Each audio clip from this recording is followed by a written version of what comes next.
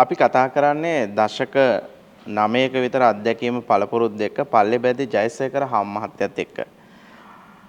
මහත්තයත් එක්ක කතා කරගෙන යනකොට මේකේ තියෙන තොරතුරු සමහරක් වෙලාවට ඔබ ශ්‍රවණය කරන්නේ ප්‍රථම වතාවට වෙන්න පුළුවන්.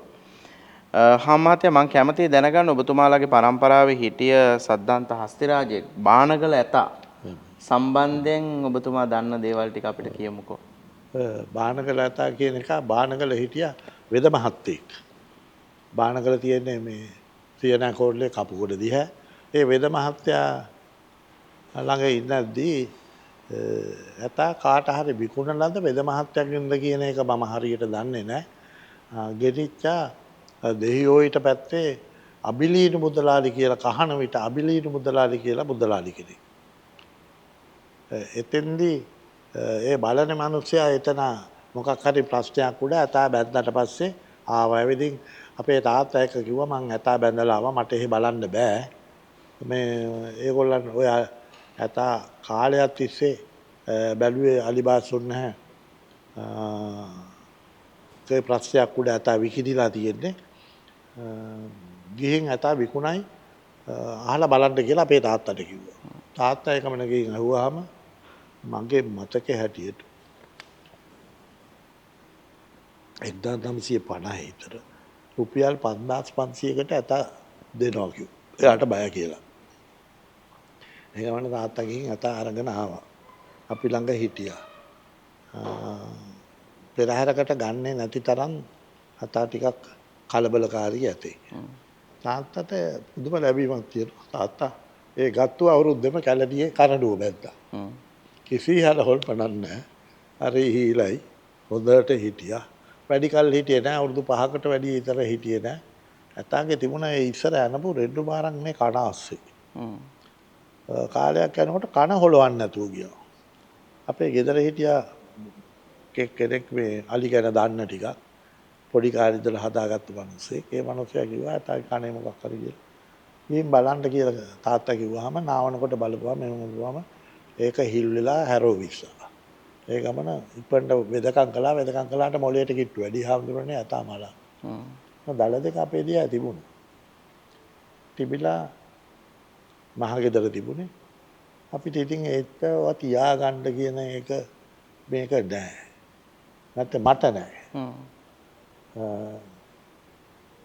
මම ඉතින් සාමාන්‍ය ප්‍රමාණයට බණත් අහනවා.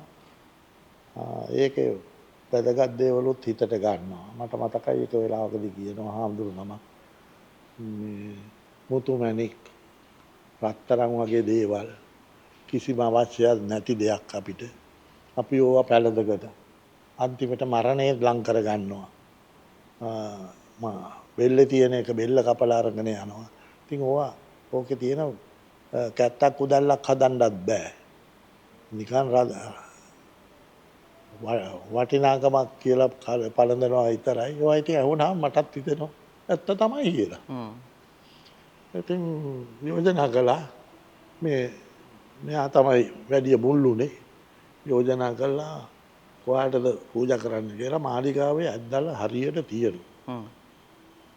ඉතින් අපි යන්නේන මේකක් ඇසුරු කරන තැන ඒකන්ද මේකම යෝජනා කළා අපි වෙන ශ්‍රීමා බෝධියට හරි රුවන්වැලි සෑයට හරි වගේ තැනකට ඇද්දලා දෙක පූජා කරමු කියලා. ඔක්කොම කැමැත්ත පාල කළා. අපි ඔක්කොම ගිහින් එතෙන්ට ගිහින් ඇද්දලා දෙක පූජා කළා ආවා. ඉතින් අපිට නිදහසක් හම්බුනේ.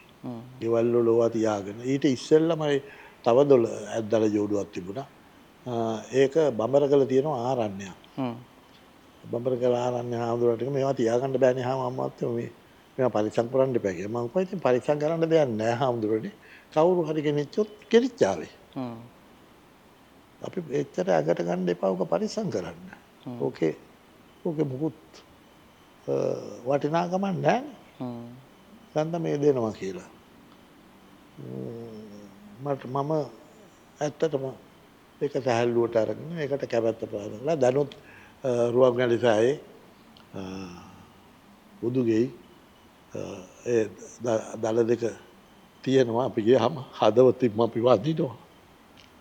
ඒ වගේම මේ ඇතාට අවස්ථාවක් හම්බ වෙනවා නිදහස් උත්සවයකට ගමන් කරන්න. එමයි හාමුදුරනේ මට මතකයි මේක නිදහස් උත්සවයට ගෙදිච්ච සේනානායක මහත්තයා මං හිතට හැටියට මේක පිටියේ ගිහින් තියෙනවා එදා නිදහස් උත්සවයේ පෙරහැර දවසේදී හොඳට පෙරහැර කළා කිසි කලබලයක් ඒක තමයි මම මුලදීපත් කිව්වේ හාමුදුරනේ තාත්තට ඒ සත්තුන්ගෙන් ලැබීම තිබුණා.